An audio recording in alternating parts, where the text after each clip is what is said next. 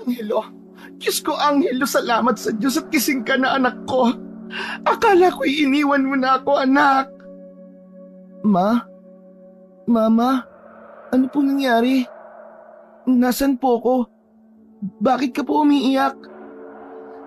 Huwag ka na muna magsalita, anak, at baka makasama pa sa'yo. Tatawag lang ako ng nurse para sabihin na gising ka na. Mula sa nanlalabong paningin ni Angelo ay nakita niya ang pagmamadali ng nanay niyang si Rowena sa paglabas nito sa silid na kanilang kinaroroonan.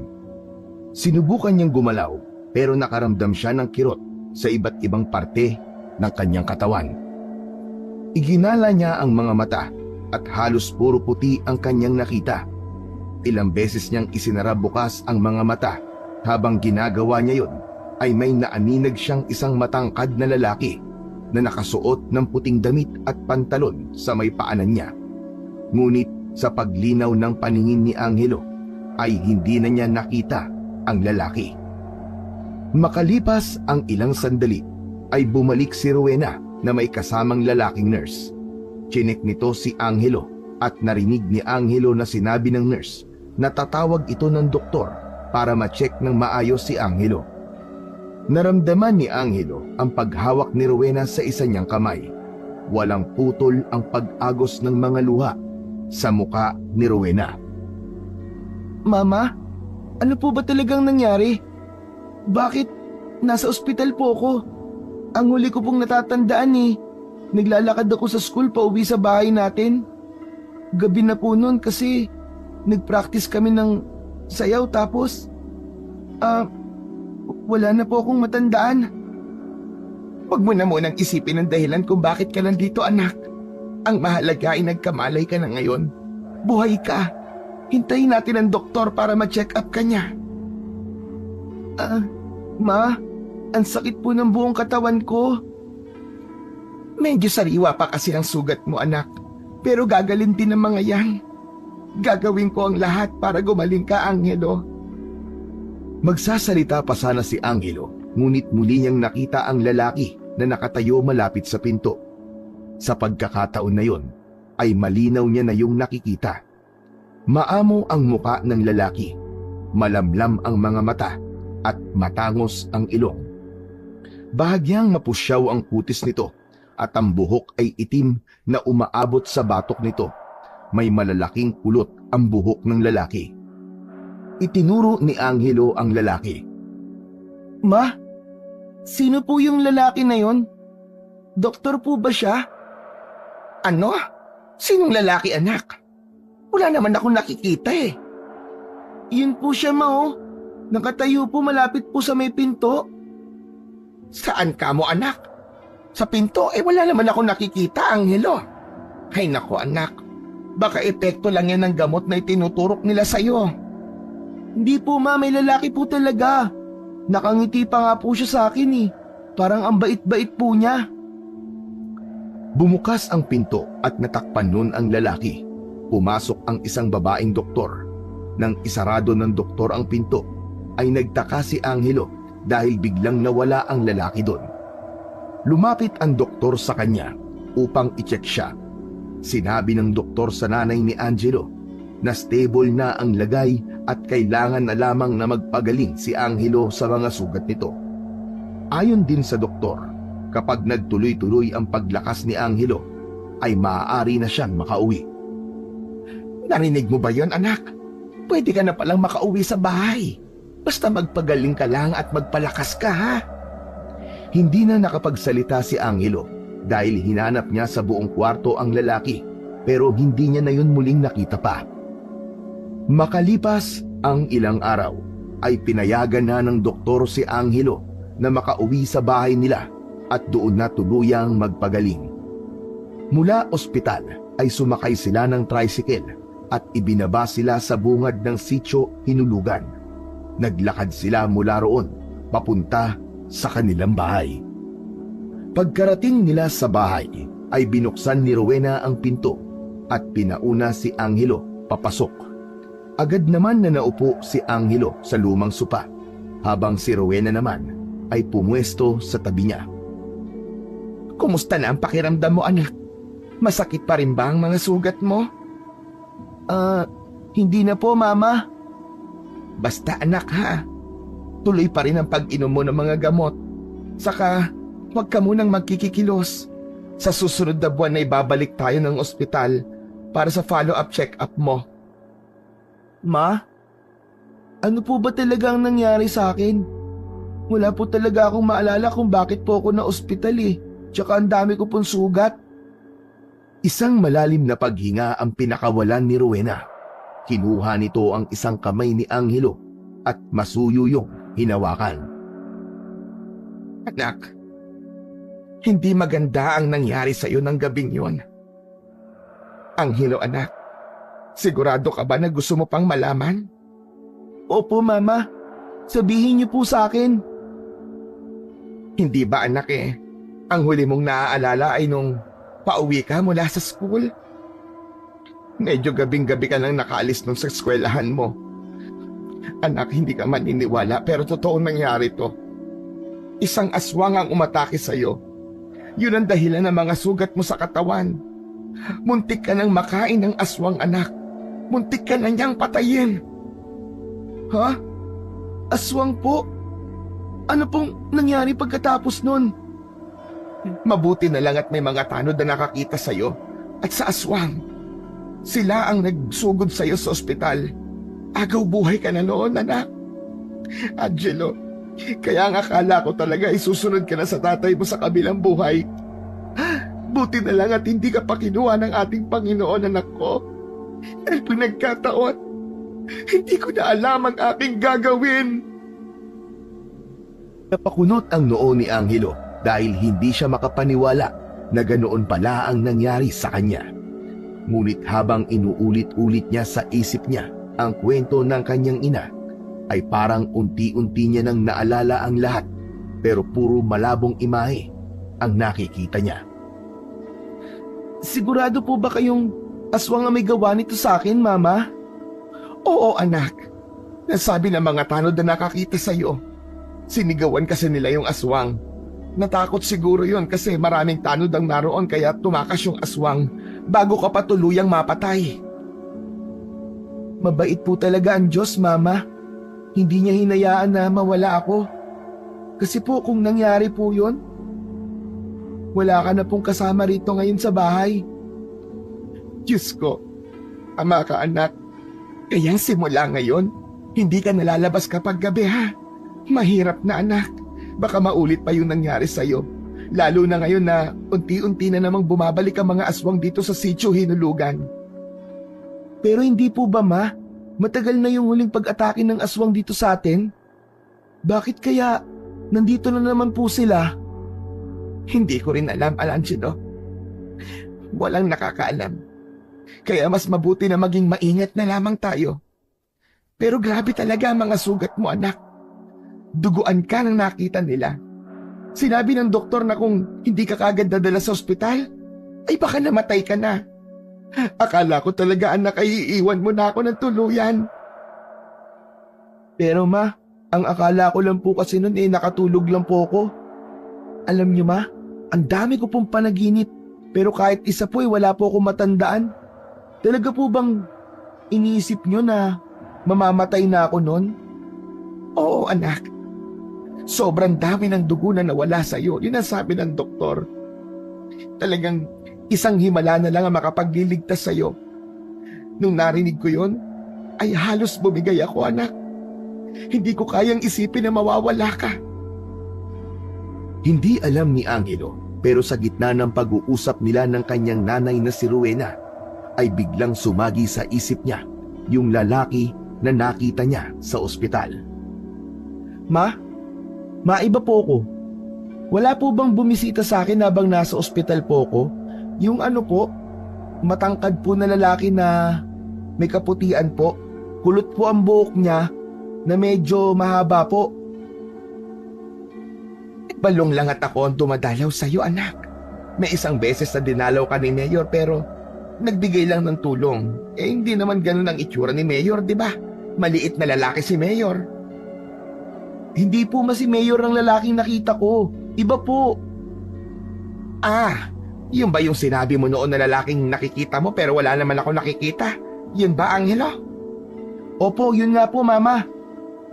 Ay nako anak, ganyan talaga kapag gagigising lang mula sa pagkakomatos.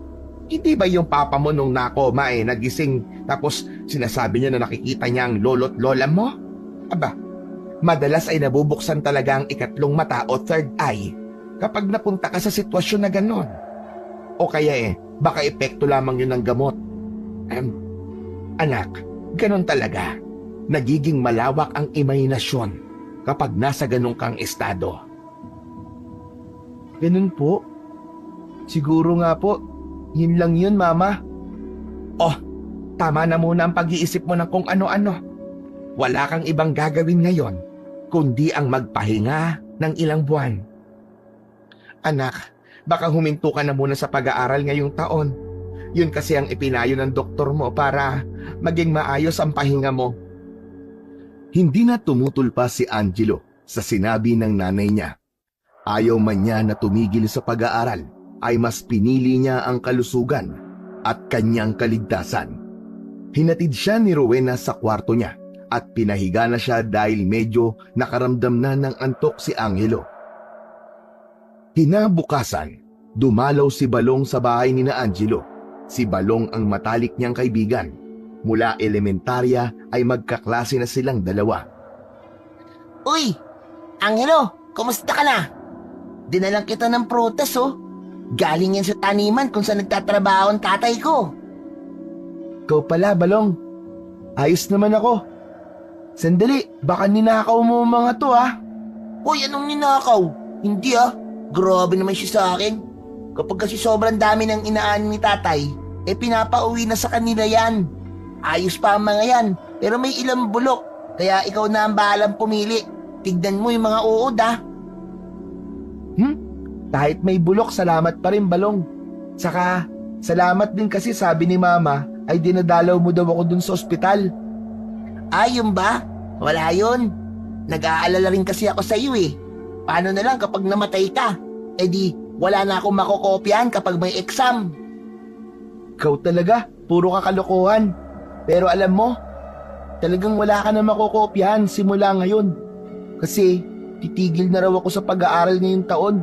Kailangan ko muna magpahinga ng matagal-tagal. Sa susunod na taon na raw ulit ako mag-aaral. Ano? Totoo ba yan? Bad trip naman talaga Ano kaya kung tumigil na rin muna ako sa pag-aaral? Sira ulo ka ba?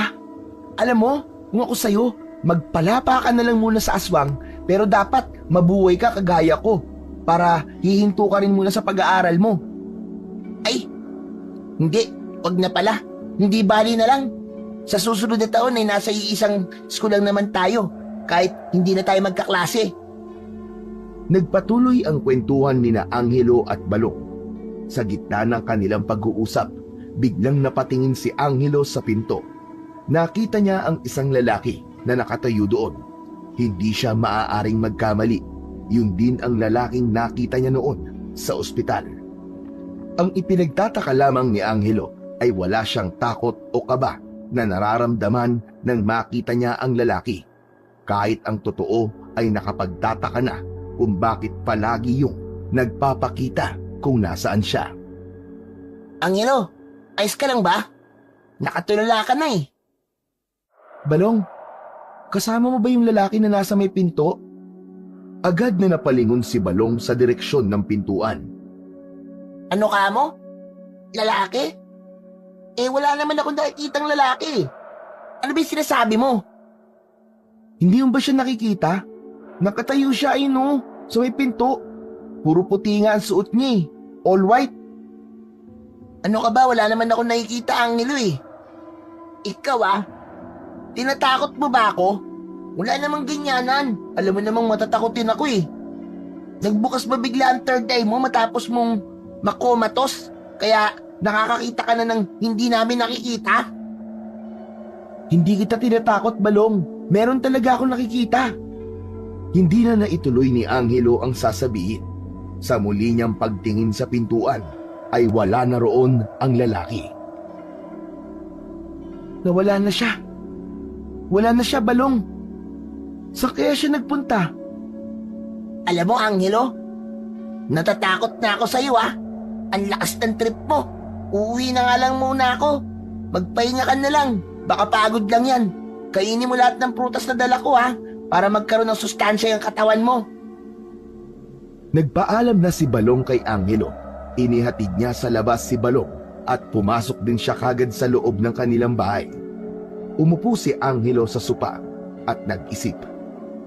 Pinilit niyang alalahanin kung nakita na ba niya ang lalaking yun, pero hindi niya matandaan na nakita niya na yun dati. Kinagabihan, habang natutulog si Angelo, ay dinalaw siya ng kakaibang panaginip. Nasa gitna siya ng isang madilim na kalsada.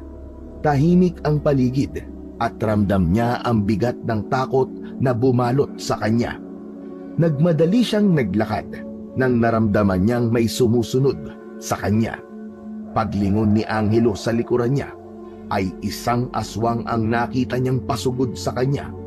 Tumakbo siya ng mabilis, ngunit huli na dahil nagawa na siyang hawakan ng aswang sa isa niyang braso. Napasigaw si Angelo nang naramdaman niya ang matutulis na kuko na tumarak sa kanyang balat. Biglang may isang liwanag na lumitaw mula sa dilim. Isang lalaki ang lumapit kay Angelo na hinila siya palayo mula sa aswang.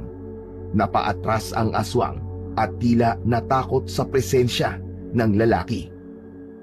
Napatingin si Angelo sa lalaki. Sino ka? Ako si Kael. Ako ang anghel na tagapagbantay mo, Angelo. Napalunok si Angelo. Hindi niya alam kung anong iisipin. Naramdaman niyang may kung anong kapayapaan na hatid ang presensya ng lalaki kahit nasa harap sila ng aswang. Biglang nagising si Angelo mula sa panaginip niya na yon. Habol niya ang kanyang paghinga. Pawis na pawis siya. Iginala niya ang paningin niya sa paligid ng kanyang kwarto. Nagulat siya nang nakita niya si Kael, ang lalaking nakita niya sa kanyang panaginip. May puting liwanag na nakabalot sa katawan nito. Nakaupo yun sa gilid ng kama at nakatitig sa kanya. Ang kaibahan nga lang ay may pakpak si Kael nang nakita niya yun sa kanyang kwarto. Pakpak na kagaya ng sa mga anghel. Mariin na pumikit si Angelo at paulit-ulit na sinampal ang sariling pisngi. Nananaginip lang ako. Nananaginip lang ako. Panaginip pa rin to. Gumising ka na, Angelo. Gumising ka. Hindi ka nananaginip, Angelo. Napamulat si Angelo. Kinusot niya ang kanyang mga mata. Ngunit hindi pa rin nawala si Kael sa paningin niya. Titig na titig si Angelo kay Kael. Hindi pa rin makapaniwala sa kanyang nakikita. Nagpakilala na ako sa iyo sa panaginip mo. Pero magpapakilala akong muli sa iyo. Ako, si Kael, ang iyong tagapagbantay na anghel. Simula ngayon, ako ang magpoprotekta sa iyo laban sa mga panganib na dala ng mga aswang. Hindi ka nag-iisa, Angelo. Bakit po ako? Aminado naman po ako na hindi ako mabait na bata. Bakit ako ang babantayan mo? Napili ka, hindi dahil sa mga nagawa mo, kundi dahil sa ito ang tadhana mo. May mahalagang tungkulin ka, Angelo. Ikaw ang magliligtas sa mga tao dito sa Sitio Hinulugan mula sa kamay ng mga aswang. Hindi. Ayoko. Hindi ko po yan kaya. Muntik na nga po ako mapatay ng aswang, di ba? Siguro naman alam mo yun. Isa lang po ako normal na bata. Hindi ko pa kaya ang ganyang responsibilidad. Di mo yun kailangan gawin na mag-isa, Angelo. Nandito ako para gabayan ka. Hindi kita pababayaan.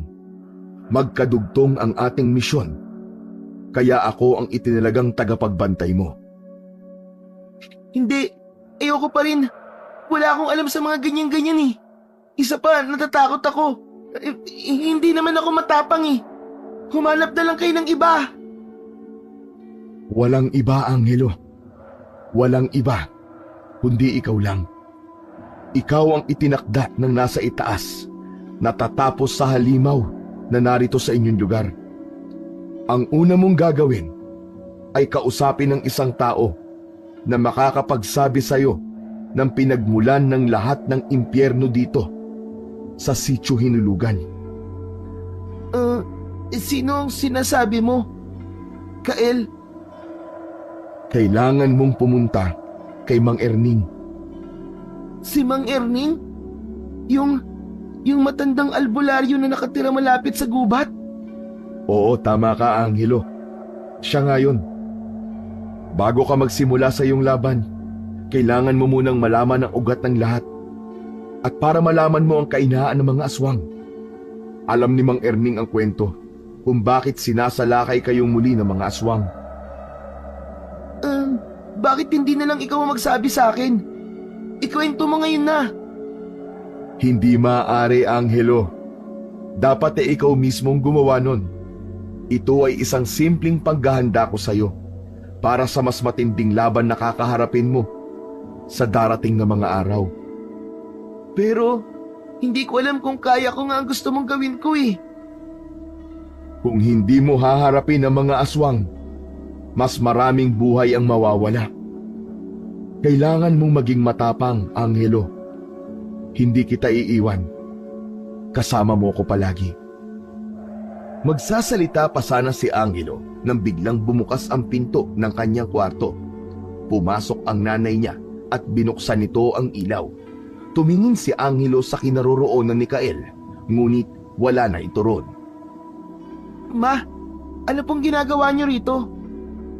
Anak, para kasing naririnig kitang nagsasalita eh. May kausap ka ba? Ha? Sino naman pong kakausapin ko rito? Ako lang naman po mag-isa dito sa kwarto eh. Baka guni-guni niyo lang po yun, ma. Ay nako, siguro nga anak. Napabangon tuloy ako kasi naisip ko na baka may pinapasok ang ibang tao. O sige na, matulog ka na uli anak ko. Gabing-gabi na pero gising ka pa. Sige po, ma. Matutulog na po ako. Nang lumabas si Rowena ng kwarto ni Angelo, ay nahulog siya sa isang malalim na pag-iisip. Nagkaroon siya ng pagdadalawang isip kung susundin ba niya ang sinabi sa kanya ni Kael. Nabuhay ang kuryosidad niya kung ano nga ba ang kwento sa likod ng pagsalakay ng mga aswang sa Sitio Hinulugan. Naisip niya rin na kung alam nga talaga ni Mang Erning ang kwento kung bakit may aswang sa kanilang lugar, ibig sabihin ay nagsasabi ng totoo si Kael. At ibig din noong sabihin ay totoong anghel si Kael. Nang magising si Angelo kinaumagahan, ay agad niyang naalala ang mga sinabi sa kanya ni Kael. Isang desisyon ang isinigaw ng utak niya, at yun ay ang kausapin si Mang Erning.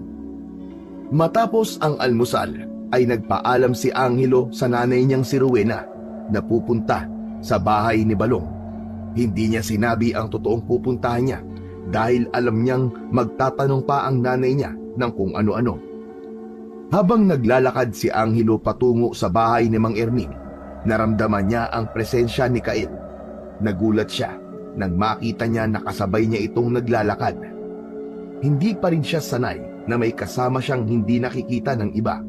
Lalo siyang hindi komportable dahil tila palaging nagbabantay ang anghel sa bawat galaw niya. Kael, pwede bang wag mo na lang akong sundan palagi? Hindi ako sanay na palagi kang nandyan eh. Hindi ko pa kailangan ng tulong mo. Hindi maaari yon, Angelo. Tungkulin ko ang bantayan ka. Hindi ako maaaring humiwalay sa'yo kahit saan ka magpunta. Wag mong sabihin na pati sa banyo susundan mo rin ako. Ibang bagay na yon. Alam ko pa rin ang privacy mo, kaya huwag kang mag-alala. Pero, nakakailang kasi. Parang hindi ako makagalaw ng maayos. Alam mo ba yun? Huwag kang mag-alala. Masasanay ka rin. Sa una lang yan. At saka isipin mo, nandito ako para siguraduhing ligtas ka sa mga panganib. Hayaan mo, sa oras na matapos mo na ang misyon mo, ay hindi mo na ako makikita pa. Mission ka agad. Hindi pa nga ako pumapayag eh. Wala ka nang magagawa kundi gawin ang misyon mo, Angelo. Hindi kita lulubayan at palagi mo pa rin akong makikita hanggat hindi mo yun nagagawa. Napabuntong hininga na lamang si Angelo. Alam niyang wala siyang magagawa sa sitwasyon na yon. Nagpatuloy si Angelo sa paglalakad at nakasalubong niya si Balong. Patakbo itong lumapit sa kanya. Angelo! Angelo! Saan ka pupunta? Pwede ka na bang gumala-gala ngayon? Pwede na. Kahit paano eh, nakakabawi naman ako ng lakas eh. Pupunta ako kina Mang Erning. Bakit? Magpapagamot ka ba sa kanya? Hindi, may kailangan lang akong itanong tungkol sa mga aswang. Ano ka mo? Aswang? Kay Bang Erning? Ano namang alam niya tungkol sa mga aswang? Hindi ba manggagamot lang siya? Ay, basta. Mahabang kwento eh. Gusto mo ba sumama? O sige, wala rin naman akong gagawin eh. Kasama na ni Angelo si Balong na naglakad patungo sa dulong bahagi ng sitio Hinulugan kung nasaan ang bahay ni Mang Erning. Nang makarating na sila sa bakuran ng matanda, tumigil si Angelo sa harap ng pintuan at marahang kumatok. Sino ang kumakatok? Mang Erning, ako po ito si Angelo, yung anak po ni Aling Rowena. Bumukas ang pinto at lumabas si Mang Erning. Hindi ba ikaw yung inatake ng aswang na nakaligtas? Ako nga po yun, Mang Erning. Oh, anong kailangan niyo sa akin? Kung magpapagamot ka ay sa ibang araw na lang muna. Nakapahinga ako ngayong araw na ito. Hindi po ako magpapagamot, Mang Erning. Ibang bagay po ang ipinunta ko rito. Pwede po bang sa loob na lamang natin pag-usapan? Ganun ba? O siya, sige, tumuloy kayo. Pagpasensyahan nyo na at magulo ang aking bagay. Hindi na ako nagkakaroon ng oras para magligpit sa dami ng aking ginagawa. Ayos lang po yun, Mang Erning. Maraming salamat po. Masok sina Angelo at Balong sa kubo ni Mang Erning. Umupo sila sa sahig na kawayan, habang si Kael naman ay nakatayo sa likod ng matandang albularyo. Inisip na lamang ni Angelo na wala roon ang kanyang guardian angel. Amoy na amoy ang mga halamang gamot at iba't ibang uri ng dahon na nakasabit sa loob. May maliit na altar sa gilid ng dingding na may nakasinding 2 kandila. Anong kailangan mo sa akin, Angelo? Magsalita ka na, dahil nasa gitna ako ng aking pagpapahinga. Mang Erning, gusto ko pong malaman ang totoo tungkol sa mga aswang dito sa sitio Hinulugan. Bakit po bigla na naman po silang umatake, makalipas po ang maraming taon? Tumingin si Mang Erning sa malayo na parang sinasariwa nito ang mga alaala ng nakaraan. Sa totoo lang, ako lang ang nakaalam ng bagay na ito rito. Dahil ako ang pinakamatanda rito sa sitio Hinulugan. Alam ko na bilang na lamang ang araw ng aking buhay at nagpapasalamat ako na may kagaya mo, Angelo, na nagtanong sa akin ng ganyan. Kung kusa ko kasing ikikwento sa iba, ay baka hindi ako paniwalaan at isipin pa nila na ako'y hibang. Kung ganun po, alam niyo po ang kwento sa likod ng mga aswang dito sa lugar natin, Mang Erning? Alam na alam ko at hindi ko yun makakalimutan kailanman. May isang malakas na aswang na bumabalik kada 10 taon dito sa sitio Hinulugan. Tuwing bumabalik siya, nagdudulot siya ng kamatayan at takot sa loob ng 1 taon. Kaya ang pinakamalakas sa lahat ng aswang at ang kanyang mga alipores ang pinapaatake niya. Hindi basta-basta ang aswang na ito. Mas malakas siya kaysa sa mga karaniwang aswang. Sino po ang aswang na tinutukoy niyo, Mang Erning? Ang pangalan niya ay Gomero. Maraming taon nang nakalipas nang lumipat sila rito sa sitio Hinulugan ng kanyang pamilya. Isang napakalaking pamilya ang kinabibilangan niya. Lahat naman sila ay mababait, mapagbigay, at hindi kailanman napaghinalaan ng karamihan. Pero ayon sa mga kwento, si Gumero ay may agimat. Agimat na nagbigay sa kanya ng immortalidad. Hindi siya namamatay, Angelo. Pero, bakit po siya bumabalik pa rito kada 10 taon? Saka ano pong nangyari sa pamilya ni Gumero? At si Gumero lang po ba ang nagbabalik? Ginagawa niya yon bilang paghihiganti. Nang mapatunayan ng marami na sina Gumero at ang buo niyang pamilya ay aswang, ay pinatay silang lahat ng mga tao. Sinunog ang bahay nila. Ngunit ang taong tagapagsilbi ng pamilyang yon ay nakatakas kay Gumero. Simula noon, nagsimula na ang sumpa rito sa Sitio Hinulugan. Nagkatinginan sina Angelo at Balong. Pareho silang hindi makapaniwala sa kanilang narinig. Ang ideya na may isang immortal na aswang na gumagala sa sitio nila ay nagbigay sa kanila ng kakaibang kilabot at takot. Kung ganon, 10 taon na pala ang nakakalipas mula ng huling pag-atake rito ng mga aswang. 1 taon na naman tayong mabubuhay sa takot. Tama ka, Angelo. Tama ka. Paano po pala si Gumero matatalo kung hindi siya namamatay? Ang sabi niyo po kasi, immortal siya eh. Napailing si Mang Erning at tumingin kay Angelo. Kailangan maagaw sa kanya ang agimat na suot niya sa kanyang leg. Kapag nawala na yon sa katawan niya at nasira ang agimat, ay maaari na siyang mamatay. Ngunit habang nasa katawan niya ang agimat, walang silbi ang kahit na anong pangontra o pag-atake sa kanya ng kahit na sino. Napatingin si Angelo kay Kaed. Tumangutango ito na parabang sinabi nito na tama ito na may alam si Mang Erning sa dahilan ng pag-atake ng aswang sa Sitio Hinulugan. Maraming salamat po sa pagsagot niyo sa mga tanong namin, Mang Erning. Hayaan niyo po, ipinapangako ko po na ipapasa ko po sa mga susunod na henerasyon ng kwentong ito para malaman din po nila.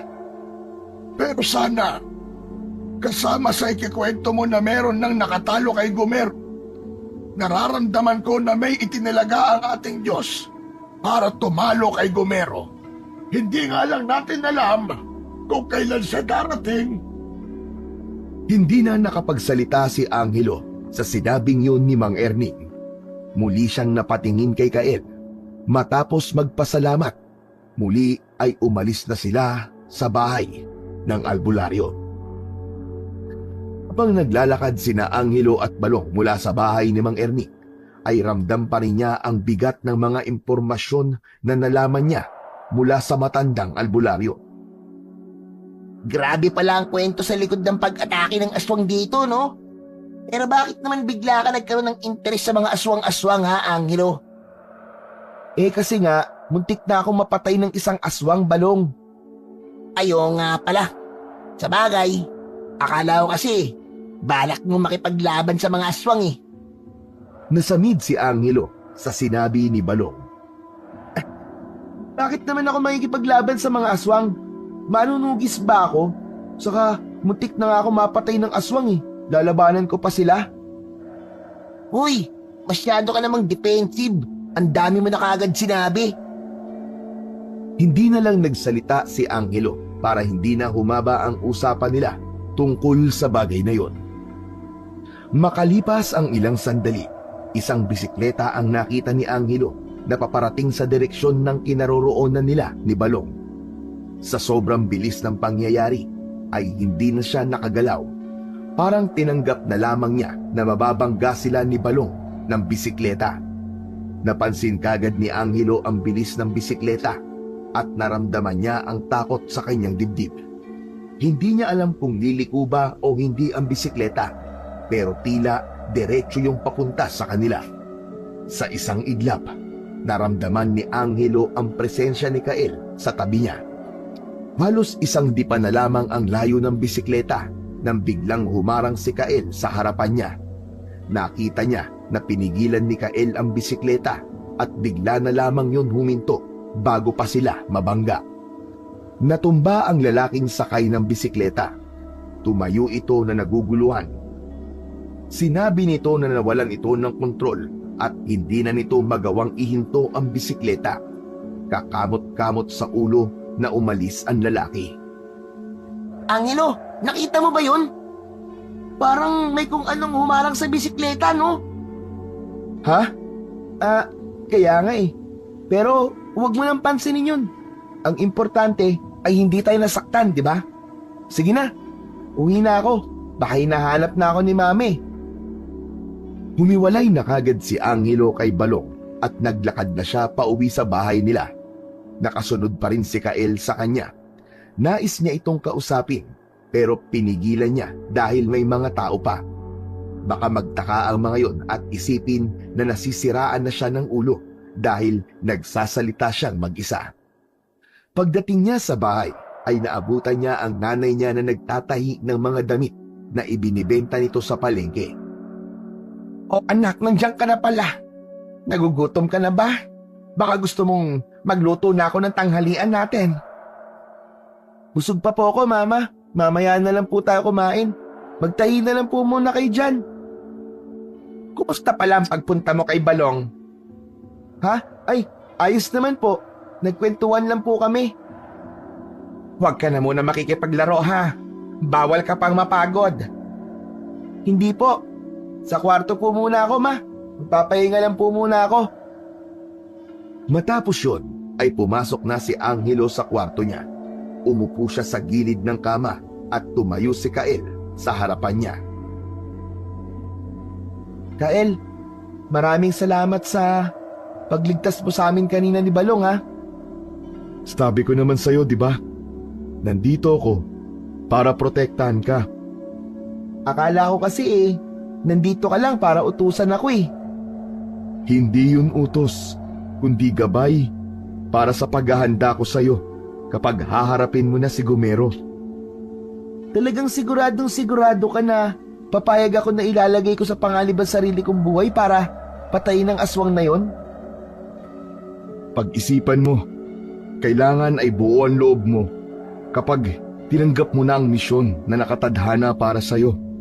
Pero siguro naman ay naniniwala ka na sa akin na totoo ang sinabi ko na kailangan mong makausap si Mang Erning. Naniniwala na ako, anghel ka talaga. Pero hindi ko makuha kung bakit kailangan kong malaman ng kwento kung bakit may pag-atake ng aswang na nangyayari dito sa sitio Inilugan. Isipin mo, Angelo, sa mga sinabi ni Mang Erning, nalaman mo kung paano mo matatalo si Gumero. Mas mapagpaplanuhan mo kung paano siya lalabanan kapag tinanggap mo na ang misyon mo ng buong puso. Hindi na nagsalita pa si Angelo. Sa sandaling yun ay mas maliwanag na sa kanya ang lahat kung bakit biglang nagkaroon muli ng pag-atake ng mga aswang sa kanilang lugar. Matapos na kumain ng tanghalian ay nakaramdam ng init si Angelo. Naisipan niya ang talon na madalas nilang puntahan ni Balong na nasa loob ng gubat. Pa, ang init po ngayon, no? Kaya nga anak Ewan ko ba kung bakit ganito ang panahon ngayon? Dapat ay malamig na ngayon eh. Ma, ano po kaya kung pumunta po kaya tayo doon sa may talon sa gubat? Malamig ang tubig doon. Ang sarap po maligo ngayon doon. Naku anak, hindi ako makakasama sa iyo. Marami pa akong kailangan na tapusin sa tahian. Si Balong na lang ang ayain mo. Panigurado na sasamahan ka nun. Ha? O sige po ma, si Balong na lang po ang yayayain ko.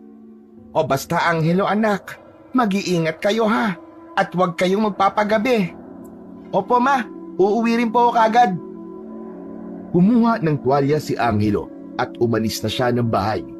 Pupuntahan niya sana si Balong, ngunit naisip niya na mag-isa na lamang siyang magtungo sa talon.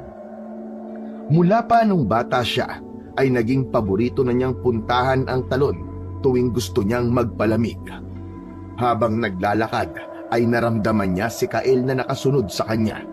Kahit paano ay unti-unti na siyang nasasanay sa presensya ng kanyang anghel na tagapagbantay. Pagdating sa talon, agad siyang naghubad ng damit at tumalon sa malamig na tubig. Ilang minuto siyang lumangoy bago siya nagpahinga sa gilid. Nakaramdam siya ng kapayapaan dahil siya lamang ang naroon. Nagulat si Angelo nang biglang lumitaw si Kael sa tabi niya.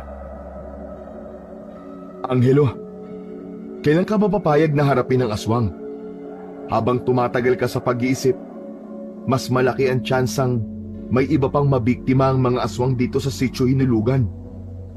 Napapikit si Angelo at huminga ng malalim. Inisip niya na hindi niya narinig ang sinabi ni Kael. Hindi ka pwedeng magbingi-bingihan, Angelo. Wala nang ibang taong pwedeng gumawa ng misyon na yon, kundi tanging ikaw lamang. Ano kasi? Alam mo yung Kael, ayoko. Hindi ko kaya. Wala akong lakas para harapin ang mga aswang na yun. Saka bakit ako? Ang dami namang ibang tao na mas magaling at mas malakas sa akin. Diba? Hindi maaari, Angelo. Sapagkat ikaw ang napili. Hindi ito tungkol sa lakas ng katawan, kundi sa tapang ng iyong puso. Narito ako para tulungan ka. Kaya kitang ihanda para harapin si Gumero. Kung ako lang sana, papayag naman ako eh. Pero iniisip ko rin si Mama. Paano kung may mangyaring masama sa akin? Paano kung mamatay ako? Sigurado ako na malulungkot ng gusto ang nanay ko kapag nangyari yun. Nagulat si Angelo nang nakarinig siya ng kaluskos sa kanyang likuran. Mabilis siyang napalingon at nakita si Balong na papalapit. May pagtataka sa muka ng kaibigan niya. Kinabahan si Angelo. Alam niya na nasaksihan ni Balong ang pagsasalita niya ng mag-isa dahil hindi nito nakikita si Kael. Oh, Balong! Anong ginagawa mo rito? Nagpunta kasi ako sa bahay niyo eh. Ang sabi ni Aling Rowena nandito ka daw. Kaya sinundan kita rito. Teka, Angelo, matanong ko lang. Sino bang kausap mo? Yung tubig? Wala. Wala akong kinakausap. Minsan kasi, alam mo na, kinakausap ko ang sarili ko. Ikaw ba? Hindi mo ba yung ginagawa? Hindi. Pero kanina pa kita naririnig na may kausap talaga eh. Umamin ka nga sa akin. Nababaliw ka na ba? Lumog na ba ang tornilyo mo sa utak dahil munti ka nang mapatay ng aswang? Napabuntong hininga si Angelo. Ayaw niyang isipin ni Balong na nasisiraan na siya ng katinuan. Isa pa, kilala niya si Balong. Hindi ito titigil sa kakatanong hanggat hindi niya sinasabi kung ano ang katotohanan. Balong, hindi ako nasisiraan ng ulo. O sige na nga, may aaminin ako sa'yo. Pero ipangako mo sa akin na hindi mo sasabihin to sa kahit na kanino. O sige, pangako. Promise. Cross my heart. Mamatay man ng butiki ng kapitbahay namin. O talaga, puro ka kalokohan eh. Seryoso muna tayo. Saka mangako ka sa akin na maniniwala ka sa sasabihin ko sa'yo. Kasi totoo ang lahat ng sasabihin ko sa'yo. Nagkakaintindihan ba tayo? Tumingin ka sa akin. Oo na. Kung naman natatakot na ako sa'yo eh. Oo. Basta maniniwala ako sa'yo. Tumingin muna si Angelo kay Kael na tahimik lang na nakatayo sa tabi niya. Alam niyang wala ng ibang paraan kundi ipaliwanag kay Balong ang katotohanan. Ganito kasi yun, Balong. Si Kael ang kinakausap ko. Ano ka mo? Sino? Pakiulit nga. Si Kael, Balong. Siya ang guardian angel ko. Simula na magising ako mula sa pagkakakoma, nakikita ko na siya. Hindi mo siya nakikita at naririnig, pero nandito siya sa tabi ko. Walang iya ka, Angelo. Kinikilabutan ako sa mga sinasabi mo ha. Joke ba yan? Pinaprank mo ba ako? Guardian angel talaga? Hindi man lang multo o kaya engkanto? Baka naman may epekto pa rin hanggang ngayon yung mga gamot na itinurok sa'yo ng doktor, ha? Ikaw naman, ang akala ko ba maniniwala ka sa akin? Nag-promise ka pa nga ah. Hindi ko kasi inaasahan na ganyang bagay yung sasabihin mo sa akin eh. Nasyak ako. Napailing si Angelo at humarap kay Kael. Kael, kung maaari sana magpakita ka naman kay Balong para maniwala na siya sa akin ni nagsasabi ako ng totoo. Paumanhin, pero hindi maaari. Hindi ako pwedeng magpakita kay Balong. Ikaw lang ang nakakakita sa akin, Angelo. Ikaw lang ang may kakayahan nun. Dahil sa'yo ako nakatalaga na magbantay. Sige na nga. Kung hindi ka pwede magpakita, magparamdam ka na lang sa kanya. Pumayag si Kael. Ilang sandali lang, pumunta si Kael sa tabi ni Balong at hinipan ito sa tenga. Hala, ano yun? Ang lamig ah. Parang may umihip sa tenga ko. Sabihin mo sa kanya, hinipan ko siya sa muka. Ang sabi ni Kael, hinipan daw niya ang mukha mo. Pumwesto si Kael sa harapan ng naguguluhang si Balong at hinipan ito ng malakas ang muka ni Balong. Hala, may umihip sa mukha ko, Angelo. Mukhang totoo nga sinasabi mo ah. Pero sigurado ka bang anghel yung si Kael? Baka naman multo lang yan o kaya isang engkanto. Anghel talaga siya, Balong. Walang kaduda-duda. Kung makikita mo lang sana siya, masasabi mo kagad na isa siyang anghel. Grabe, naniniwala na ako sa'yo, Angelo. Pero kung may guardian angel ka, ibig sabihin ba nun? Meron din ako? Tumingin si Angelo kay Kael at kahit hindi nagsalita si Kael, ay nagawa nitong iparating ang nais nitong sabihin sa pamamagitan ng pag-uusap ng kanilang mga mata. Doon niya naramdaman ng gusto ang koneksyon nila ni Kael. Meron din daw, pero hindi mo siya nakikita dahil wala kang misyon tulad ko. Sabi ni Kael, may dahilan kung bakit nagpapakita siya sa akin. Kailangan ko daw labanan ng mga aswang dito sa Sitio Hinulugan. Ano? Ikaw ang lalaban sa mga aswang? Saka, dun kay Gomero? Napakagat sa labi si Angelo. Hindi niya napigilan ang pagsasalita at nadulas siya. Ayaw niya sana yung ipaalam kay Balong, pero wala na siyang nagawa dahil nasabi na niya. Hindi ko dapat sasabihin sa iyo yun. Ito kasing si Kael dire-diretso sa pagsasalita Pero Balong, oo, tama ang narinig mo. Gusto ni Kael na labanan ko si Gomero dahil ako raw ang itinakdang gawin yon. Hindi ko nga alam kung bakit sa dami-dami ng pwedeng gumawa nun ako pa ang napili nila Ibig sabihin kung ganun, ikaw pala ang magiging bayani dito sa Sitio Hinulugan, Angelo. Yabang, ngastig. Ano kaya kung gawin mo akong sidekick para naman maambunan ako ng kasikatan mo kung sakaling mapatay mo na si Gomero? Ano ka ba? Walang magiging sidekick, no? Dahil hindi ko tinanggap ang pinapagawa sa akin ni Kael. Ano? Pambihira. Bakit naman? Kung ikaw ang napili, malamang may nakita ang guardian angel mo sa'yo. Hindi ka naman siguro pipiliin nun kung wala lang, di ba? Basta ayoko, Balong. Kahit pa sinabi ni Kael na gagabayan niya ako, ayoko pa rin. Mahal ko pa ang buhay ko, no? Gusto ko pang tumanda. Hala, sayang naman.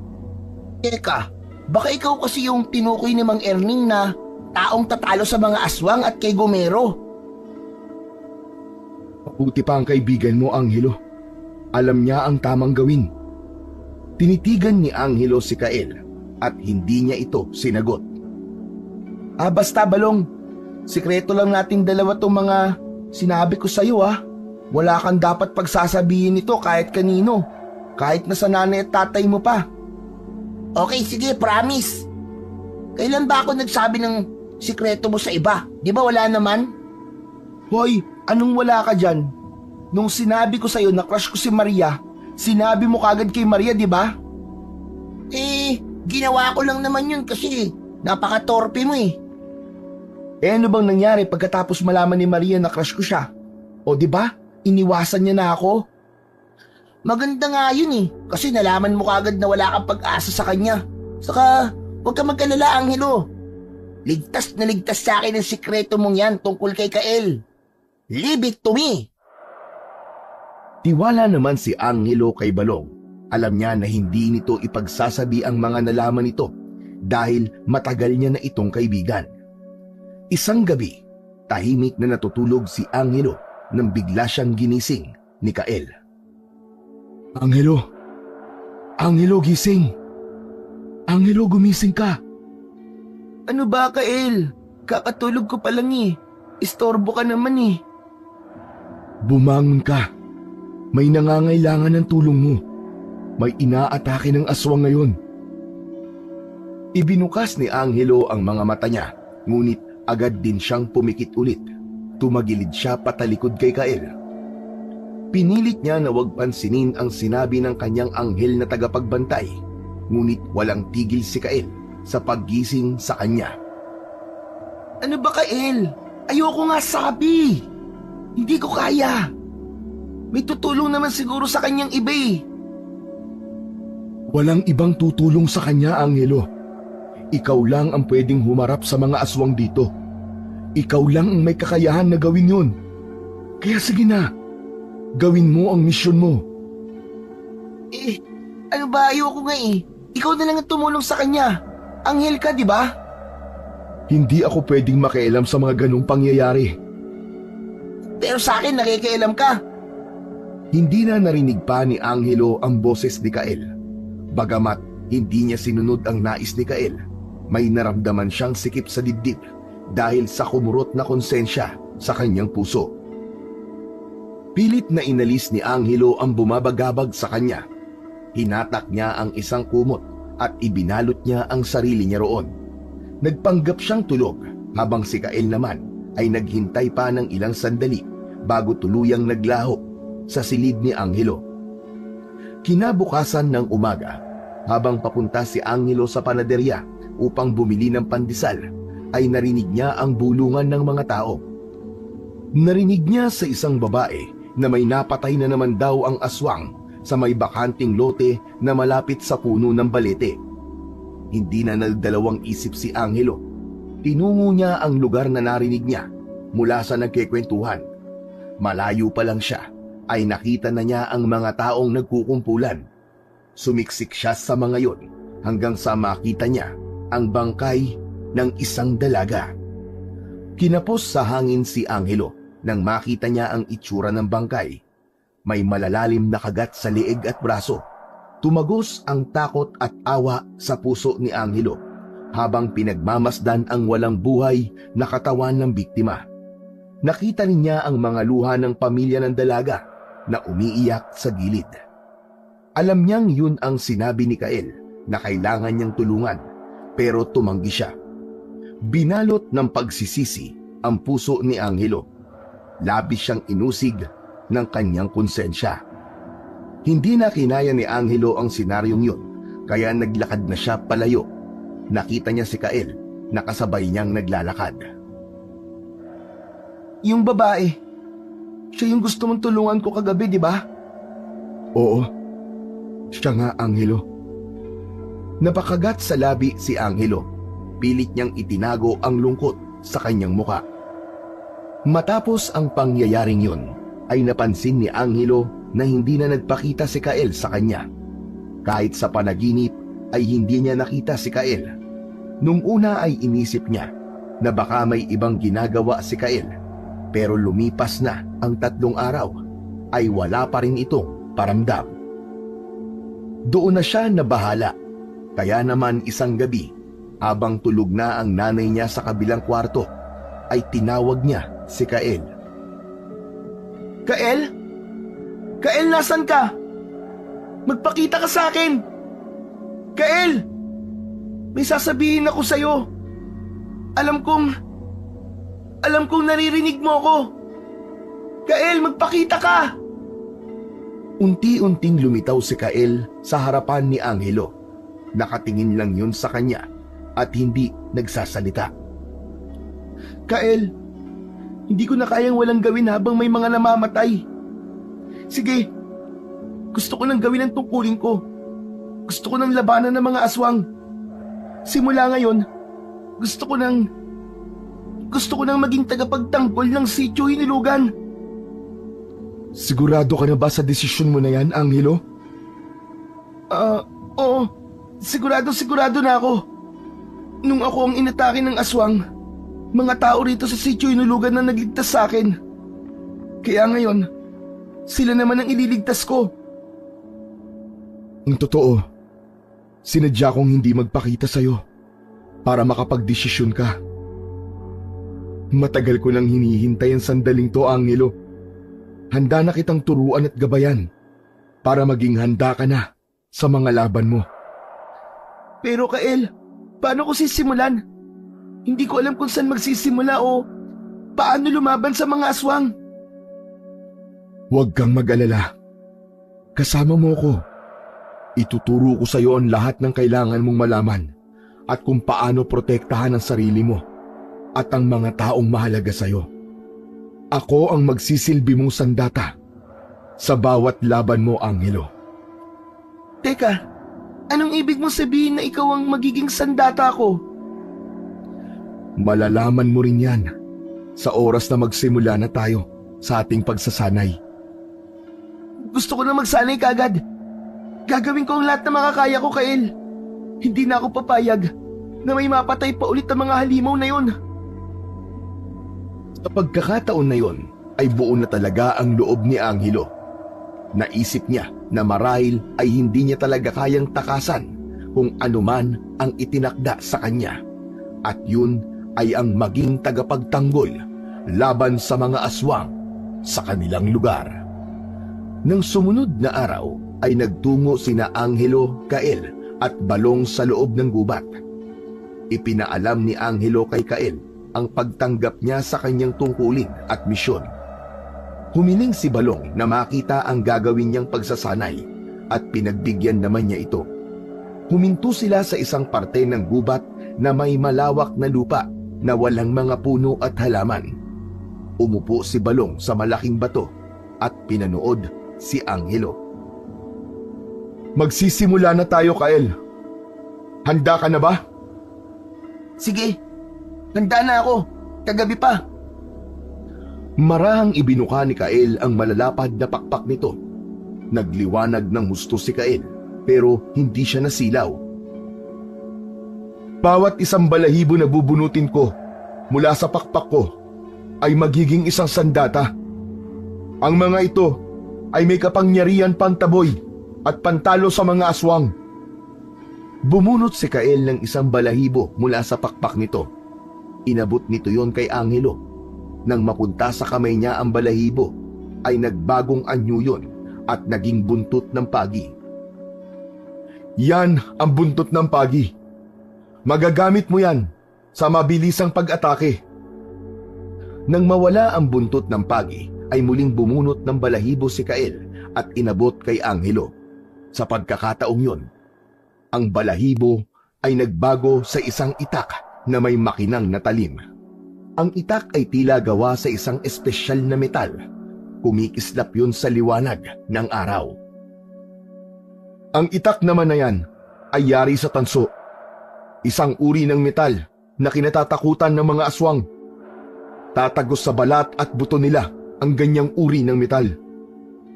Muling bumunot ng isa pang balahibo si Kael at naging isang matalim na kutsilyo naman yon. Ang kutsilyong yan ay para sa mga malapitang laban. Kapag hindi mo magamit ang itak o ang buntot ng pagi, yan ang magiging huling depensa mo. Huwag kang mag-alala dahil isa-isa kong ituturo sa'yo kung paano mo gagamitin ang bawat sandata. Baka hindi ko kayanin, Kael. Baka mabigulang kita. Iwasan mo ang panghinaan ng loob dahil yan ang magiging matindi mong kalaban. Maniwala ka sa sarili mo. Hindi ito tungkol sa lakas ng katawan, kundi sa lakas ng puso at kalooban. At tandaan mo, nandito lang ako. Hinding-hindi kita pababayaan. Sa gilid ay kitang-kita na manghang-mangha si Balong. Bakas sa mukha nito na hindi ito makapaniwala na may lumilitaw na balahibo sa kamay ni Angelo at nagiging isang sandata. Kaya pala ang sabi mo ay ikaw ang magiging sandata ko. Literal na sandata ka nga, Kael. Ang astig pala ng pakpak mo. Nagiging iba't ibang uri ng sandata. Oo, tama ka Angelo. Ikaw ang kikilos at ako magiging gabay mo. Kaya ngayon, kailangan mo na lamang pag-aralan kung paano gamitin ang mga sandata sa tamang paraan. Tahimik na tumango si Angelo. Agad nilang sinimulan ang kanilang pagsasanay. Naging madali para kay Angelo ang sumunod na mga sinabi ni Kael. Pakiramdam niya ay matagal niya na yung ginagawa kahit noon lamang niya yon naranasan. 3 araw nang nagsasanay sina Angelo at Kael at sa sandaling yon, kahit paano ay alam na ni Angelo kung paano gamitin ang bawat sandata. Isang madaling araw, hindi magawang makatulog ni Angelo.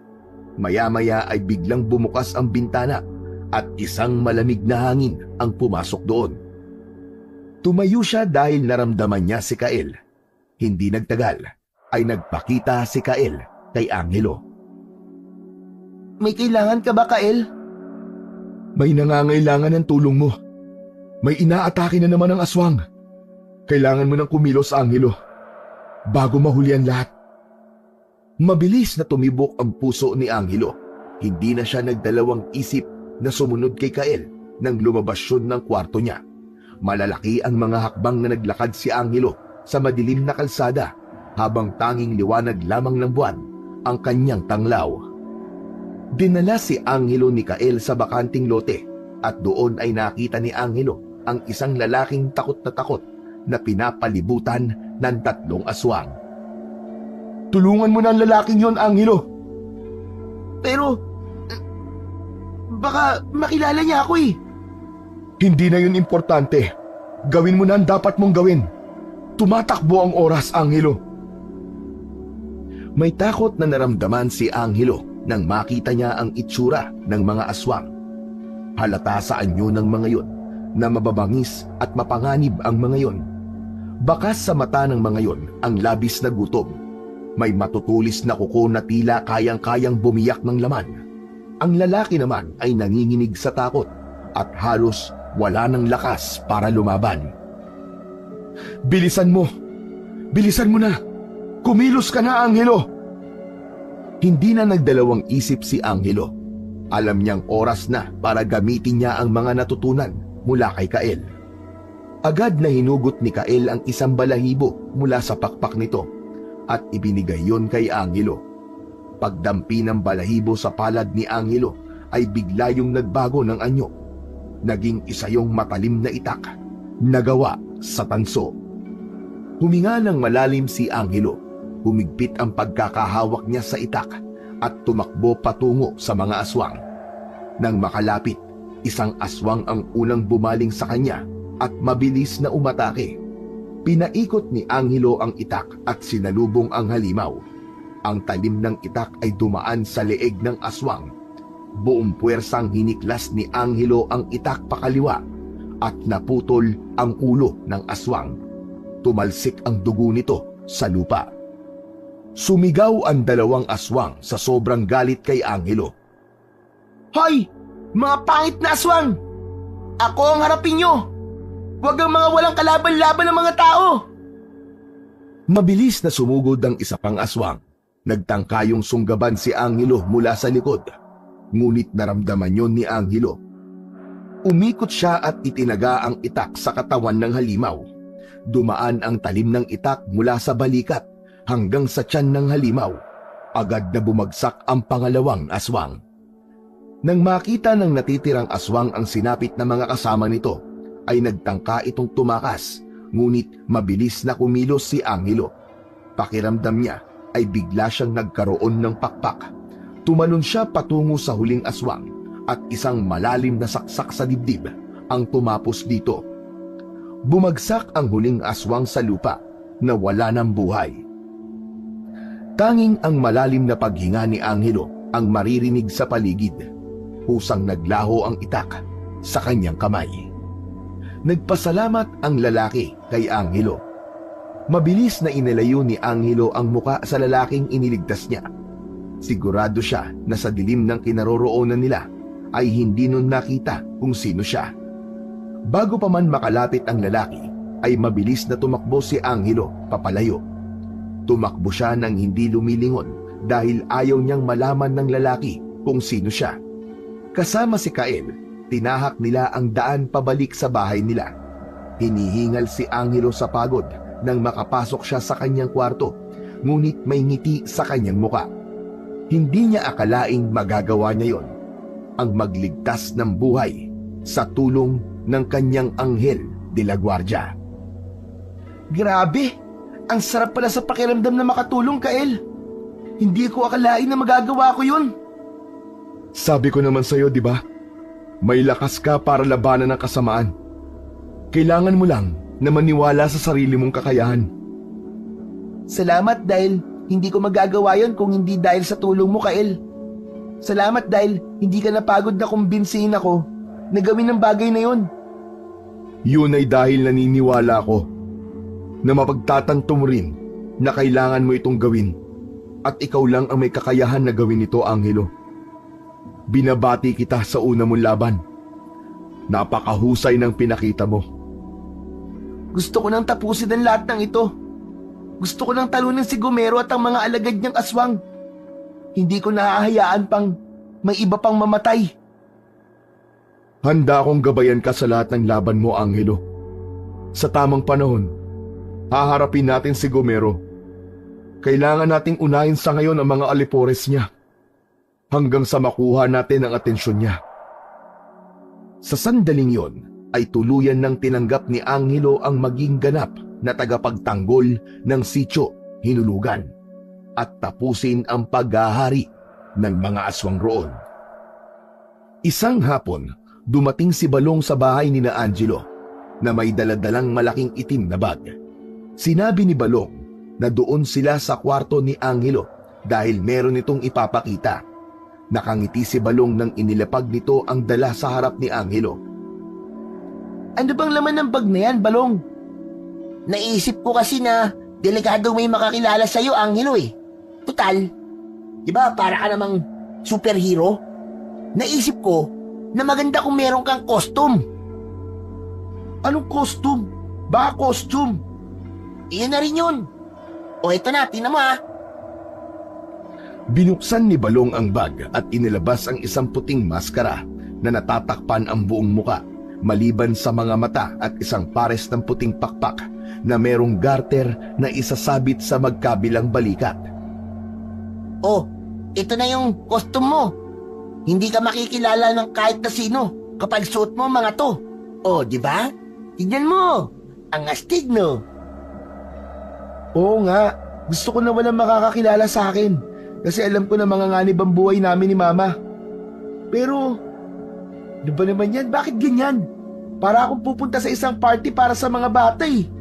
Saan ba nabili yung mga yan? Eh di doon sa may tiyanggian. Wow ha? Hindi ba pwedeng magpasalamat ka na lang? Saka, bagay to sa'yo kasi may guardian angel ka eh. O di ba? Astig, sige na. Sa'yo na to. Ewan ko, pero sige na nga. Okay na yan, kaysa wala. Hinawakan ni Angelo ang maskara at pakpak. Isinukat niya yon at humarap kay Balong. Napapalakpak si Balong sa labis na tuwa at sinabi nito na bagay sa kanya ang costume na yon. Mula noon, halos gabi-gabing umaalis si Angelo ng bahay nila, suot ang costume na ibinigay ni Balong upang makipaglaban sa mga aswang. Marami siyang aswang na napapatay at mga taong naililigtas. At sa bawat laban niya ay palaging nasa tabi niya si Kael upang bigyan siya ng sandata at gabay sa mga dapat niyang gawin. Nagsimula nang magbago ang balita sa kanilang lugar. Hindi na tao ang natatagpo ang patay sa umaga, kundi mga aswang. At doon na nabuo ang kwento tungkol sa isang misteryosong tagapagtanggol ng sitio Hinulugan. Habang naghahapunan sina Angelo, ay nabuksan ni Rowena ang usapan tungkol sa tagapagligtas na bigla na lang dumating sa kanilang lugar. Anak, nabalitaan mo na ba na meron daw tagapagligtas dito sa atin? Yung nakasuot daw ng puting maskara at may pakpak pa. Ha? Opo, Mama. Madalas ko nga po yung marinig na pinag-uusapan ng mga tao rito. Pero alam mo ba, anak, may nagsabi sa akin na bata pa raw ang tagapagligtas. Aba, halos kasing edad mo lang daw eh. Parang binatilyo raw.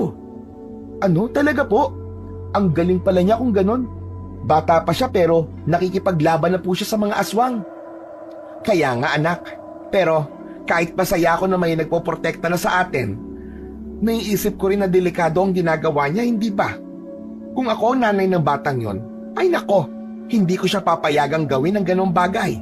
Sobrang bata pa niya para ilagay ang buhay niya sa panganib. Hindi rin marunong mag-isip ang nanay ng binatilyong yon. Baka naman alam po ng tagapagligtas ko ano ang ginagawa niya. Hindi naman po siya siguro susuong sa ganoong panganib kung wala siyang kakayaan o kaya hindi siya handa. Maganda nga po yun kasi di ba tumutulong po siya? O nga nandun na tayo, pero kahit na, mapanganib pa rin. Alam ko na iniisip niyang tumulong, pero sa mga nangyayari dito sa Sitio Inulugan, hindi mo alam kung kailan darating ang oras na ikaw ang mabibiktima ng mga aswang. Kaya ikaw, Angelo, mag-iingat ka. Huwag kang lalabas sa gabi. Ma, di naman po talaga ako lumalabas sa gabi. Maaga po ako natutulog palagi. Napaisip si Angelo sa mga sinabi ni Rowena. Totoo ang mga yon. Totoo na delikado ang kanyang ginagawa. Ngunit alam niya sa sarili niya na wala siyang magagawa kundi tapusin ang laban na sinimulan niya. Isang umaga, nagpaalam si Angelo kay Rowena na magtutungo siya sa talon kasama si Balong. Nagising si Angelo ng umagang yon na mabigat ang dibdib. Napagtanto niya na sa dami ng aswang na napatay niya ay tinulungan siya ni Kael. Hindi niya maipagmalaki sa sarili niya na nagawa niya ang lahat ng yon gamit ang sarili niyang lakas at kakayahan. Pinuntahan ni Angelo si Balong at inaya niya ito sa talon. Nais niyang may makausap tungkol sa nararamdaman niya na yon. Pagdating sa talon ay umupo si Angelo sa malapad na bato. Nakatingin siya sa tubig. Maya-maya pa ay tumabi si Balong sa kanya. Grabe, Angelo. Ang daming humahanga sa'yo. Kahit ako, sobrang bilib sa'yo Lodi na nga kita Patuktok nga sa ulo mo. Tuk-tuk-tuk. Wow! Carbon, Lodi! Alam mo, gusto kong ipagmalaki na kaibigan ko ang tagapagligtas dito sa Sitio Inulugan. Hindi umimik si Angelo na natili siyang nakatulala. Teka, ito naman nagpapatawan na nga ako Bakit ba ganyan ang mukha mo? May problema ba? Hindi ko kasi alam kung tama ba itong nararamdaman ko, Balong O bakit? Ano bang nararamdaman mo? Pakiramdam ko, hindi naman talaga akong tagapagligtas dito sa lugar natin, kundi si Kael. Hindi naman talaga akong lumalaban sa mga aswang kasi palagi kong tinutulungan ng guardian angel ko Siya ang nag-aabot ng armas sa akin. Siya ang nagtuturo kung ano ang gagawin. Parang wala akong silbi kung wala siya. Gusto ko rin namang maranasan na ako magdidesisyon sa gagawin ko. Gusto kong patunayan na kaya kong lumaban nang hindi umaasa sa kanya. Normal lang naman siguro na makaramdam ka ng ganyan. Pero itong tandaan mo, Angelo. Si Kael ay gabay mo. Hindi mamamatay ang mga aswang kung wala ka. Ikaw ang instrumento niya para mailigtas ang lugar natin sa mga aswang. Tumahimik na lamang si Angelo. Hindi niya alam kung bakit bigla niyang naisip ang bagay na yon.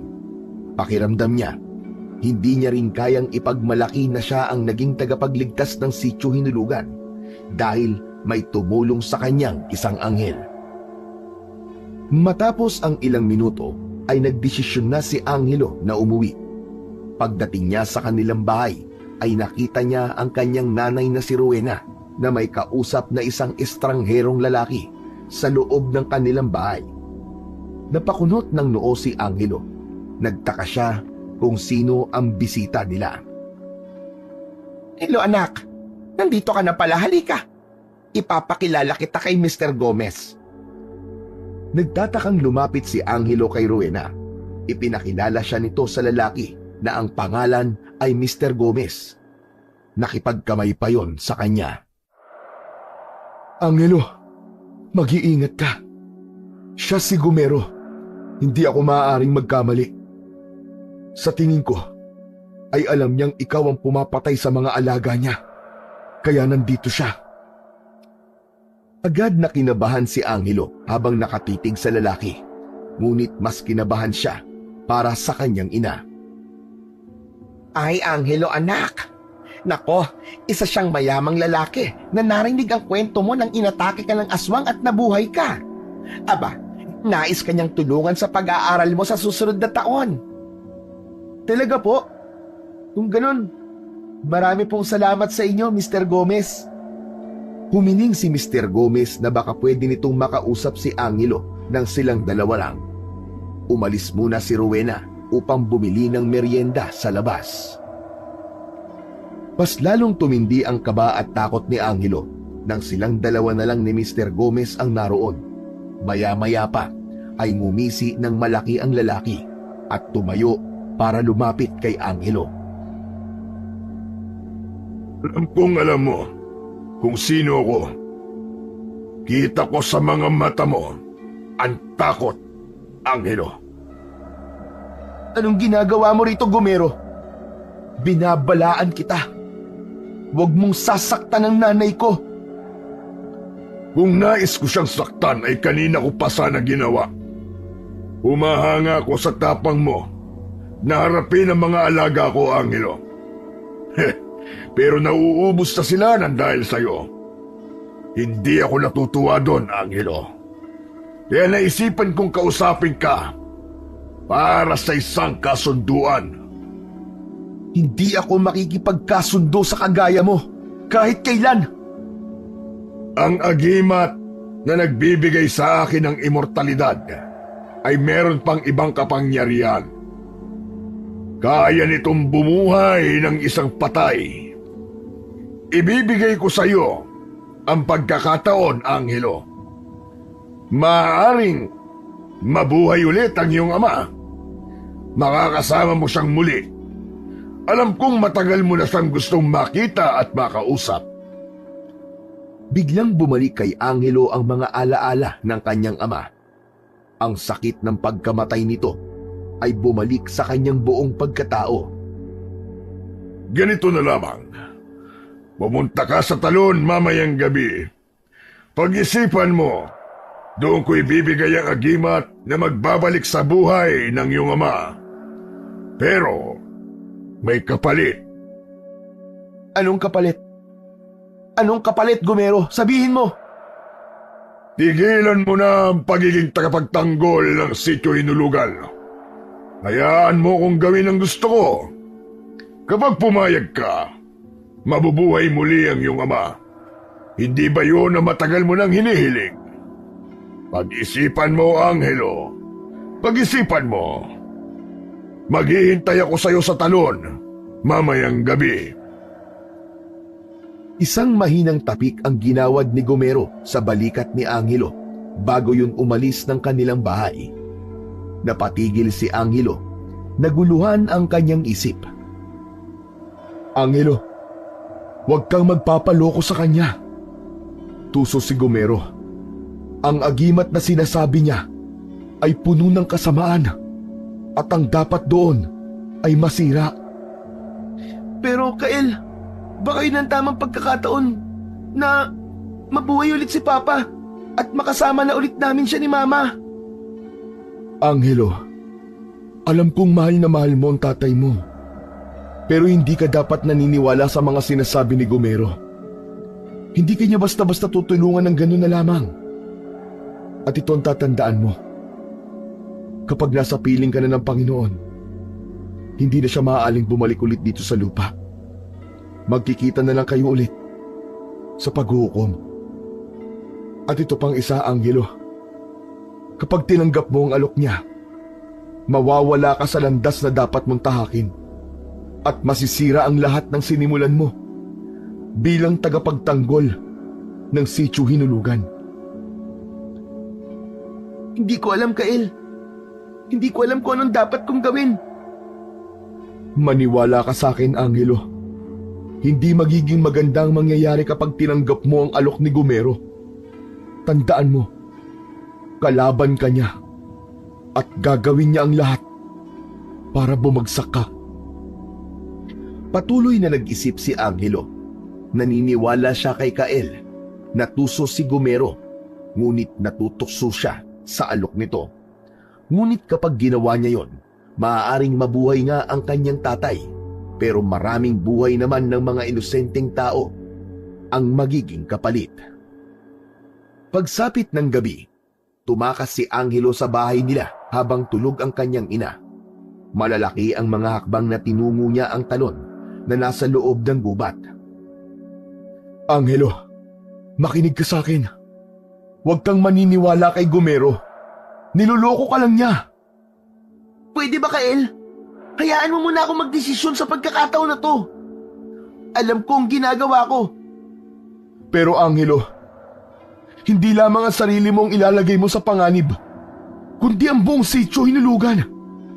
Tandaan mo, importante kay Gumero ang agimat na yon at hindi niya yun basta isusuko sa'yo.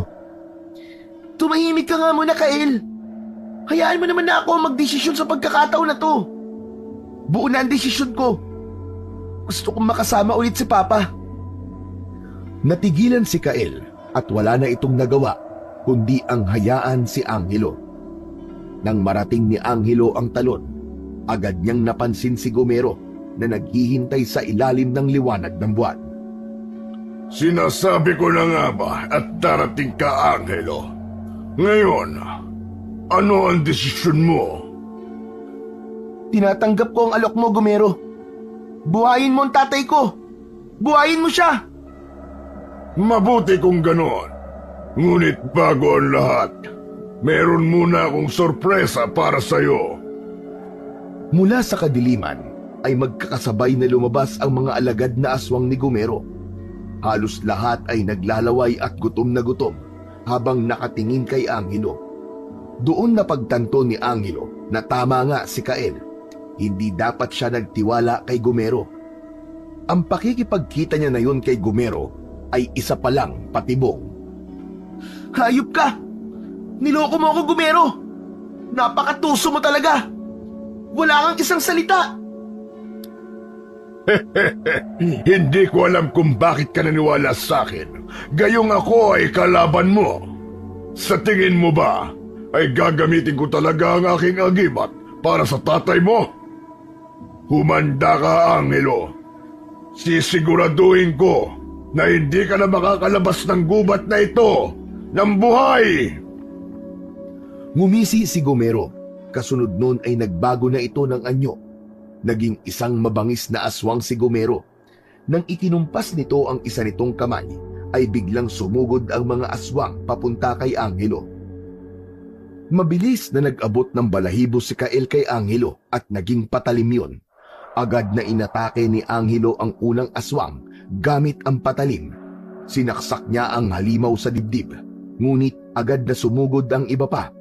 Tinulungan siya ni Kael at bawat balahibo na inaabot nito sa kanya ay nagiging iba't ibang klase ng sandata. Mabilis ang galaw ni Angelo. Habang nagpapalit-palit siya ng armas, tumalon siya papunta sa isang aswang at ginamit ang sibat na binigay ni Kael upang itarak yon sa likod ng halimaw. Bumaon yun ng malalim sa likod ng aswang at bigla yung nagliyab. Nalusaw sa harap ni Angelo ang aswang. Huminto si Angelo nang halos maubos na ang mga alagad ni Gumero. Nakita niya si Gumero na nagliliyab ang mga mata nang dahil sa labis na galit. Saan mo kinukuha ang iyong sandata?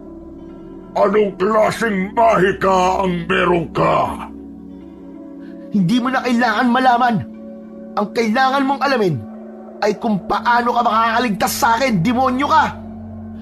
Galit na sumigaw si Gomero at sumugod kay Angelo. Nagbigay si Kael kay Angelo ng isang balahibo at nag-anyong matulis na itakyot. Sinalubong ni Angelo si Gomero, ngunit mabilis na naiwasan ni Gomero ang mga atake ni Angelo. Kung tamaan man ito, ay hindi ganoon katindi ang pinsala na nakukuha ni Gomero. Angelo, ang agimat sa leeg niya. Kailangan mahiwala yun sa katawan niya bago mo siya masaktan ng lubusan. Isang malakas na suntok sa tiyan ang natanggap ni Angelo mula kay Gomero. Tumilapon si Angelo patungo sa mga bato malapit sa talon. Sugatan na bumangon si Angelo, ngunit bakas sa mukha niya ang determinasyong matalo ang pinuno ng mga aswang. Nang tumingin si Angelo kay Kael, ay nakita niya ang lungkot sa mga mata ng anghel. Ngumiti ito sa kanya. Hindi sapat ang isang piraso ng balahibo para matalo natin si Gomero. Panginoong Diyos, hayaan mong ialay ko ang aking buong pakpak upang maging isang sandata na tatapos sa kasamaan ng halimaw na aming kalaban ngayon. Dinggin mo ang aking dalangin, o Panginoong Diyos. Hinawakan ni Kael ang mga pakpak nito at malakas siyang hinila. Nang humiwalay sa katawan ni Kael ang pakpak nito, ay nagliwanag yun ng husto. Nagsanib ang dalawang pakpak at naging isang malaki at mahabang espada. Kael! Anong ginawa mo? Ang mga pakpak mo! Wala nang oras, Angelo. Sige na. Kunin mo na ang espadang to. Ito na ang huling sakripisyo ko para sa'yo. Gamitin mo ang espada at tapusin mo si Gomero. Tapusin mo ang misyon mo. Kinuha ni Angelo ang espada. Nang hawakan niya yon, pakiramdam niya'y naging kadugtong ng katawan niya ang espada. May kakaibang lakas na gumapang sa buo niyang katawan, kaya kahit sobrang bigat ng espada na yon, ay nagawa niya yung buhatin ng walang kahirap-hirap. Ang liwanag mula sa espada ay nagpaurong kay Gomero na tila nakaramdam ng takot sa unang pagkakataon. Matapang na tiningnan ni Angelo si Kael. Nangako siya sa sarili niya na hindi niya sasayangin ang pagsasakripisyo ni Kael sa mga pakpak nito para mabuo ang espadang hawak niya. Mabilis na umatake si Angelo kay Gomero. Inihampas niya ang espada sa pinuno ng mga aswang at tinamaan sa balikat si Gomero. Sumigaw si Gomero nang dahil sa labis na sakit. Sinamantala ni Angelo ang pagkasindak ni Gomero. Sumigaw siya at itinarak sa dibdib ni Gomero ang espada. Tumama yun sa suot nitong agimat na agad na nawasak ng espada. Dumiretso ang tulis ng espada sa mismong dibdib ni Gomero at lumagpas yun sa likod nito. Mabilis na hinugot ni Angelo ang espada at agad niya yung itinarak muli sa katawan ng pinuno ng mga aswang. Pero sa pagkakataon na yon ay pinuntirya niya ang tapat ng puso nito. Isang mahabang katahimikan ang namayani sa kagubatan. Nang hugutin ni Angelo ang espada sa katawan ni Gomero, ay nagliyab si Gomero hanggang sa tuluyan na yung maging abo. Nagliwanag ang espada ni Angelo at sa hindi maipaliwanag na dahilan ay naging isang piraso ng balahibo yun mula sa pakpak ni Kael. Hingal na hingal si Angelo. Naluluwa siyang tumingin kay Kael. Kael? Tapos na ba? To ba to? Napatay na natin si Gomero? Oo, Angelo. Tapos na. Nagtagumpay ka. Isa kang tunay na tagapagtanggol at mandirigma. Pero Kael, ang mga pakpak mo, wala na. Ayos lang. Ang importante, napatay na natin si Gomero at nailigtas mo ang sityo Hinulugan. Malaya na sa takot ang mga tao rito. Pero yun nga lang, mukhang hindi na ako makakabalik sa langit dahil wala na akong pakpak. Oo nga pala, Angelo. Meron pa akong dapat sabihin sa'yo. Ano yun, Kael? May panibago na naman ba akong misyon? Pwede bang magpahinga na muna ako? Hindi, Kael. Tungkol sa kung sino talaga ako. Natatandaan mo ba yung sinabi sa'yo ni Mang Erning na tagapagsilbi ni Gumero na nagpatakas dito? Oo. Yung taong tagapagsilbi ni Nagumero, bakit? Anong meron sa kanya? Ang tagapagsilbing yun ay walang iba kundi ako. Nang mamatay ako, binigyan ako ng pagkakataon na itama ang aking pagkakamali nung nabubuhay pa ako. Kaya sa akin ibinigay ang misyon na gabayan ka upang tapusin ang kasamaan ni Gumero. Kung ganon, naitama mo na ang pagkakamali mo, Kael. Binabati kita. Naitama ko nga. Pero marami namang buhay ang nawala. Kung hindi ko lang sana tinulungan noon si Gumero, hindi mangyayari ang lahat ng ito. Sa gitna ng pagsasalita ni Kael ay nagulat sila sapagkat nagliwanag ang likod nito at isang panibagong pakpak ang lumitaw mula roon. Kael! May pakpak ka na ulit, Kael! Paano nangyari yun? Ano? Aba, oo nga. Salamat. Salamat, Panginoon. Ibinalik na nasa taas ang mga pakpak ko, Angelo. Marahil ay natuwa siya sa ginawa natin. Maraming salamat, Ama. Maraming salamat, Panginoon. Uling napuno ng kasiyahan ang dalawa, pero makalipas ang ilang sandali ay bumakas ang lungkot sa mukha ni Kael. Angelo, tapos na ang misyon mo. Napatay na natin si Gumero at ang mga alagad niya. Wala na ang banta sa sitio Hinulugan. Kailangan ko nang bumalik sa kalangitan. Magpapaalam na ako sa iyo, Angelo. Ano? Ngayon na talaga? Hindi ba pwedeng manatili ka na muna rito kahit mga ilang araw lang? Hindi maaari. Nararamdaman kong tinatawag na ako na nasa itaas. Ni Bossing. Wala na akong magagawa kundi ang umalis. Huwag kang mag-alala, Angelo. Hindi mo man ako nakikita. Palagi akong nasa tabi mo, nakasubaybay sa'yo. Hindi ba? Ako ang anghel de la guardia mo? Nagkatinginan ang dalawa at dahang-dahang niyakap ni Angelo si Kael. Ramdam niya ang init at kapayapaan sa yakap ng kanyang tagapagbantay na anghel. Maya-maya pa ay unti-unting naglalaho na si Kael hanggang sa tuluyan ng naglaho ang anghel. Napatingin si Angelo sa kamay niya at doon niya nalaman na nasa kamay pa rin niya ang isang piraso ng balahibo mula sa pakpak ni Kael. Ngumiti siya at nagsimula na siyang naglakad pauwi na bitbit ang mga alaala ni Kael. Simula nang mapatay ni Angelo si Gumero ay naging tahimik na ang sitio Hinulugan. Wala nang mga aswang na nagpapakita o umaatake. Ang buhay ng mga tao ay bumalik na sa normal at walang sino man ang nakakaalam na si Angelo ang naging tagapagligtas ng lugar na yon, maliban nga lang kay Balong. Itinago naman ni Angelo ang isang piraso ng balahibo mula sa mga pakpak ni Kael. Para sa kanya ay magsisilbi yung isang alaala ng pinagsamahan at mga laban nila ni Kael. Bagamat tapos na ang misyon niya sa sitio Hinulugan, malakas ang kutob ni Angelo na sa tamang panahon ay muli niyang gagamitin ang balahibo na yon. Ngunit sa sandaling yon, nais muna niyang namnamin ang kapayapaan na tinatamasa ng kanilang lugar.